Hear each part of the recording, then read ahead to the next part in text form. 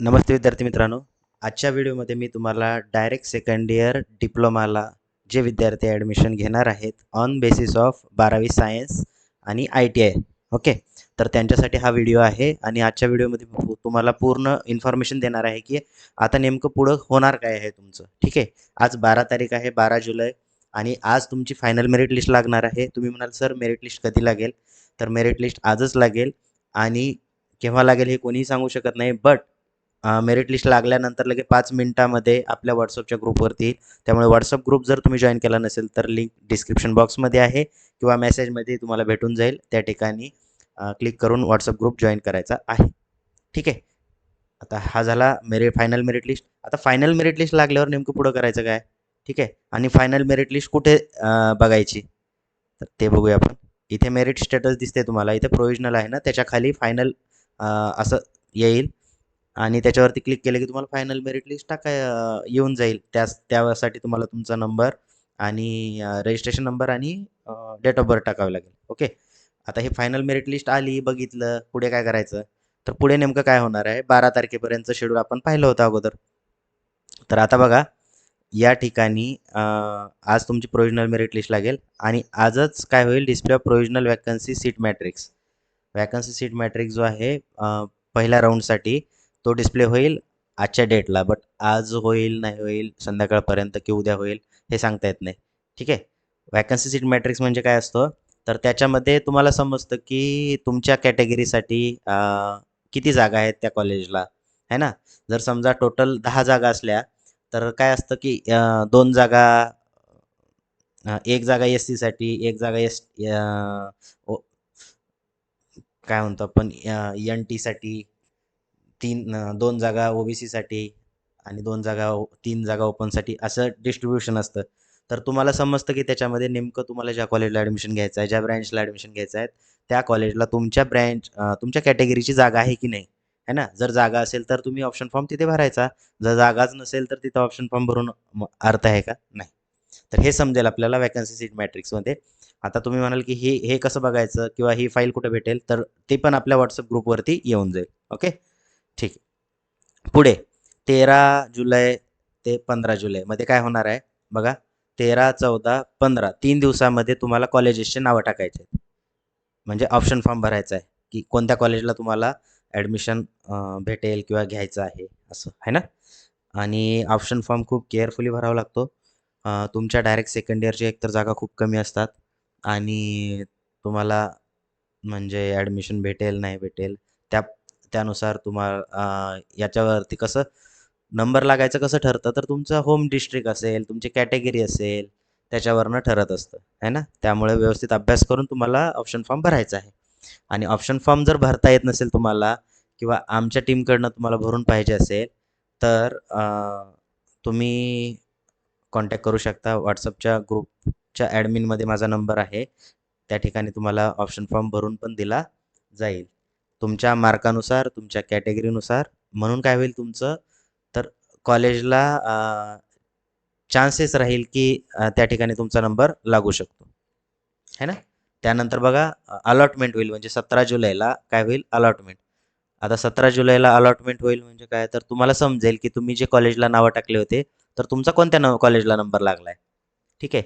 17 जुलैला समजलं की 18, 19, 20, 18, 19, 20ला तुम्हाला कॉलेजला जाऊन ॲडमिशन घ्यायचं आहे. त्या ठिकाणी तुम्हाला तुमचा जो रजिस्ट्रेशन फॉर्म आणि ॲक्नॉलेजमेंट जे आहे हे घेऊन तुम्हाला काय करायचं आहे? कॉलेजला जायचं आहे आणि त्याच्यावरती जेवढी लिस्ट असेल त्या लिस्ट काय करायचं, तर लिस्टवरती जेवढे डॉक्युमेंट आहे ते सर्व डॉक्युमेंट घेऊन तुम्हाला कॉलेजला जाऊन ॲडमिशन कन्फर्म करायची आहे. ठीक आहे. 18 ते 20च्या दरम्यान. आता वरती म्हणाला ही काय असतं, सीट ॲक्सेप्टन्स काय असतं? जर तुम्हाला ज्या कॉलेजला ॲडमिशन पाहिजे ते जर भेटलं तर त्या ठिकाणी फ्रीज करायचं आणि कॉलेजला जायचं. जर तुम्हाला कॉलेज भेटलेलं नको असेल, पुढचा राऊंड खेळायचा असेल तर नॉट फ्रीज करायचं. त्याला बेटरमेंट म्हणतो. डिटेल सांगेल मी नंतर. ओके. तर अशा पद्धतीने पहिला राऊंड होईल. सेम पुन्हा दुसऱ्या राऊंडला काय होईल? 21 जुलैला तुमचं वॅकन्सी सीट मॅट्रिक्स येईल. 22 ते आणि 23ला तुम्हाला कॉलेजेसची नावं टाकावी लागतील. त्यानंतर 25 जुलैला तुमची अलॉटमेंट येईल दुसऱ्या राऊंडची.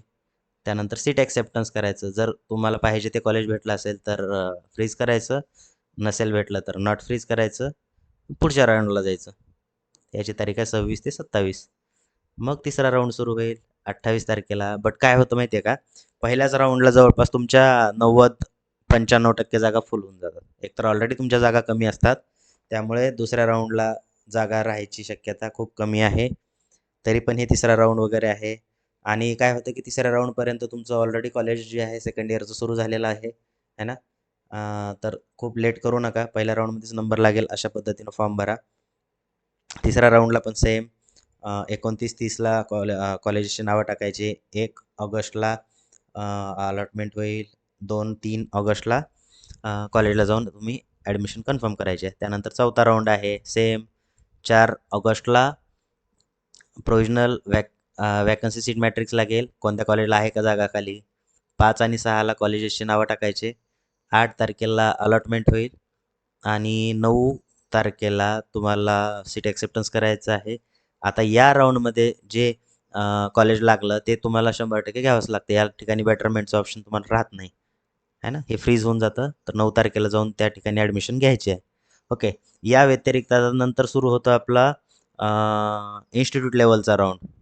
म्हणजेच 9 तारखेला तुम्हाला काय होईल की याच्यानंतर ज्या जागा असतील शिल्लक हे तुमच्या साईटवरतीच डिस्प्ले होतील, की तुम्हाला समजेल की इन्स्टिट्यूट वाईज किती जागा बाकी आहेत वगैरे, आहे ना.